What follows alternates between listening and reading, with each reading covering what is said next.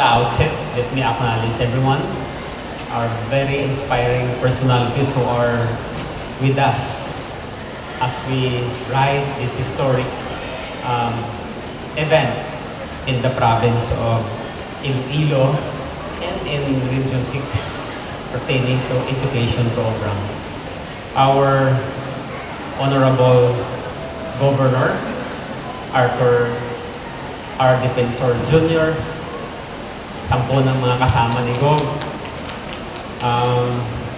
Alam niyo ba na the first time I spoke also in front of the governor, I asked permission from him to call him the DepEd governor for many reasons.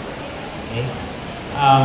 Been here in DepEd for almost 4 decades. And when I saw the vision and the strategic direction of the province of Iloilo, I was amazed with the kind of programs of the provincial government under the leadership of Governor Defensor being implemented. No? So, sabi ko, ito na. Bibinyagan ko na si Governor. With your, again, Governor, permission. Huwag ka sana magsawa na pag nakikita tayo, talagang tatawagin kitang DepEd Governor. May salute again to the Honorable Governor.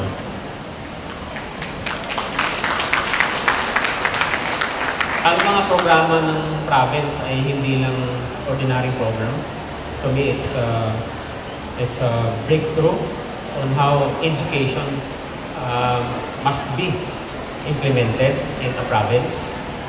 And I'm grateful having a partner in the person of our dear Governor Defensor. Of course, would like also to acknowledge our Congresswoman, the Honorable Catherine Garicita, our SB member who is here, Honorable John Paul Piñol, the Provincial Education Management Office Department Head, Ms. Maria Alfreda Fajardo. Ma'am, good morning. The Provincial Peso Manager, Ma'am Cynthia P. Dario. Of course, our Superintendent, the province of Iloilo, SDS Ruby Teres Albincion, and the entire SDO team for attending this event.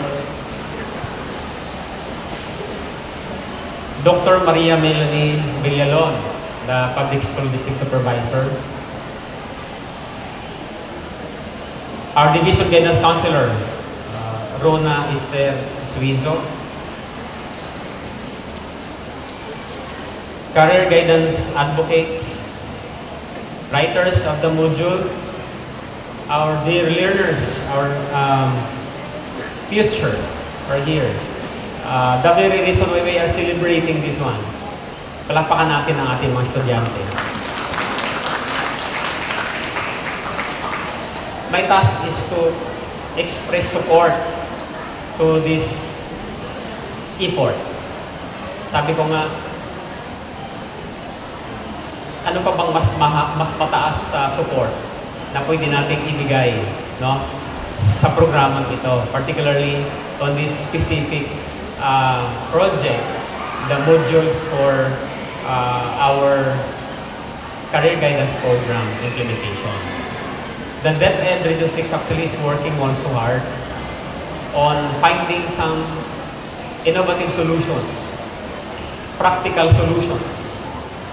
In fact, we are rationalizing things to eliminate duplication and waste of time and resources, because we are confronted with education crisis.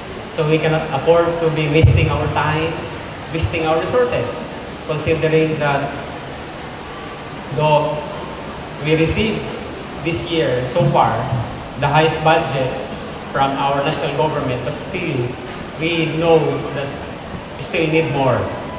So we really want to be more efficient and effective in doing things in DepEd Region 6. The regional office is committed with our governor here to really give our 101% support in the implementation and utilization of the material. Because the challenge after we produce, after we turn over the material, the next challenge that should be undertaken by the division office is to make sure that this material is properly and or maximally utilized by our career guidance advocates, advisors, and other personnel of DepEd who is involved in ensuring that our learners are guided on deciding what's the best career for them. On the part of the region, I'm looking forward that this material will be quality assured, and after we quality assure the material, I will be proposing to the governor if the governor will allow us to roll out the program or the material. Okay?